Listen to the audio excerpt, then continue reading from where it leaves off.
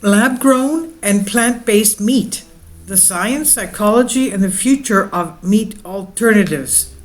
This is on The Conversation by Daniel Marino, Assistant Science Editor and co-host of The Conversation, Gemma Ware, Andrew Stout, PhD candidate, Biomedical Engineering, and Marina Lamas, Research Associate Center for Culinary Innovation, New Cooking. Maddie Walks, postdoctoral researcher, psychology, and Nurjana, docent program, University of Dina Juan Santoro. Now, how do we mimic meat? I mean, just talking about this really turns me off.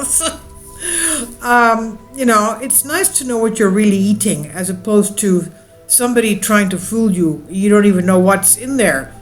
Anyway, we take a look at the science behind plant-based and cultured meat, and it might lead us to what we may hear of new research from Indonesia on cigarette advertising, how it lures in children.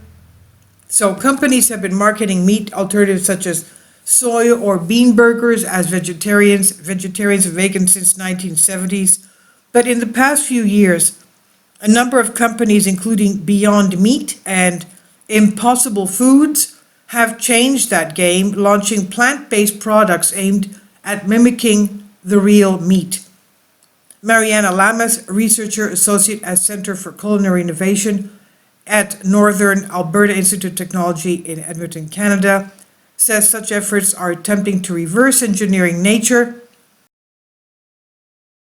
Kindly support my Patreon account since YouTube has again demonetized my YouTube channel. The daily posts are 5 videos daily, and they are totally different from what I have on my YouTube channel.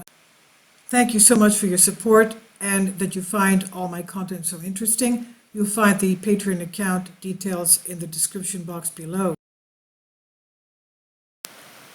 So they're attempting to reverse engineer nature as far as meat is concerned. She says they ask what makes meat taste and cook like meat, and they go from there. So she talks about some science involving key elements that make a plant-based meat mimic successful.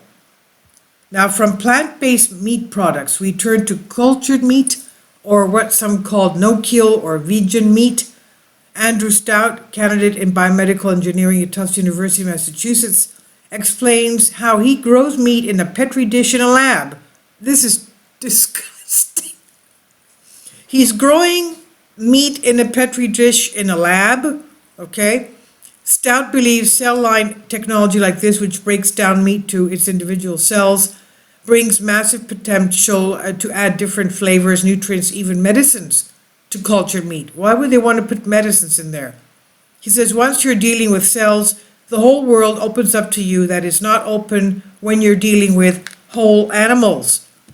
So far, only one country in the world, Singapore, has granted a license to sell cultured meat, that is petri dish meat. But even if more products do start making it onto menus and into supermarket aisles elsewhere in the world, will people eat it? Well, I for one will not. I'll have my salad with cheese or whatever, or my omelette. Now, we talked to Maddie Wilkes, postdoctorate researcher associate in psychology at Yale University, about her research into people's readiness to eat cultured meat. Wilkes says people's attitudes are, for the most part, cautiously optimistic. I don't know anybody that's optimistic about this. Are you? Now, sizable groups are very against the idea. No kidding.